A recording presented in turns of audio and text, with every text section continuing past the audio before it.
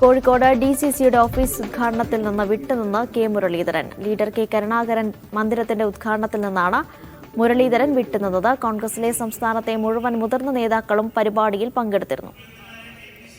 ഷിത ജഗത്തുണ്ട് വിവരങ്ങൾ നൽകാനായി. ഷിത, വിശദാംശങ്ങൾ. എന്ത് കാരണത്തിലാണ് കെ മുരളീധരൻ ഈ പരിപാടിയിൽ നിന്ന് വിട്ടുനിൽക്കുന്നതെന്ന് അറിയില്ല. മുരളീധരനുമായിട്ട് ബന്ധപ്പെടാൻ ശ്രമിച്ചിട്ടുണ്ടായിരുന്നു. അപ്പോൾ അദ്ദേഹം തിരുവനന്തപുരത്ത് ഒരു പരിപാടിയിൽ പങ്കെടുത്തുകൊണ്ടിരിക്കുകയാണ് എന്നാണ് അറിയിച്ചിട്ടുള്ളത്. കെ കരുണാകരന്റെ പേരിലുള്ള കോൺഗ്രസിന്റെ തന്നെ കോഴിക്കോട് ജില്ലയിലെ കോൺഗ്രസ് നേതാക്കളുടെയൊക്കെ ഏറ്റവും വലിയ ഒരു അഭിലാഷമായിരുന്നു ഈ ഒരു സ്വന്തമായൊരു നല്ലൊരു കെട്ടിടം എന്നുള്ളത്, കോൺഗ്രസിന്റെ ജില്ലാ ആസ്ഥാനം എന്നുള്ളത്.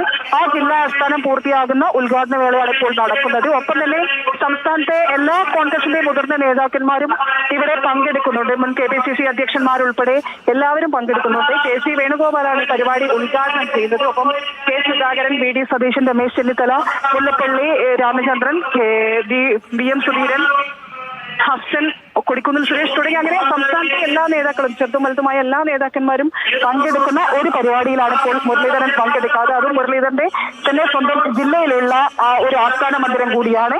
ആ പരിപാടിയിൽ നിന്നാണ് മുരളീധരൻ വിട്ടു നിൽക്കുന്നത്. എന്ത് കാരണത്താലാണെന്ന് അറിയില്ല. മുരളീധരന്റെ ഒരു സീറ്റ് മുല്ലപ്പള്ളി രാമചന്ദ്രന്റെ തൊട്ടടുത്തായി തന്നെ കെ മുരളീധരൻ ഒരു സീറ്റ് ക്രമീകരിച്ചിട്ടുണ്ട്. പക്ഷേ ആ സീറ്റിൽ കെ മുരളീധരൻ എത്തിയിട്ടില്ല. ശരി, ഷിത ജഗത്താണ് വിവരങ്ങൾ നൽകിയത്.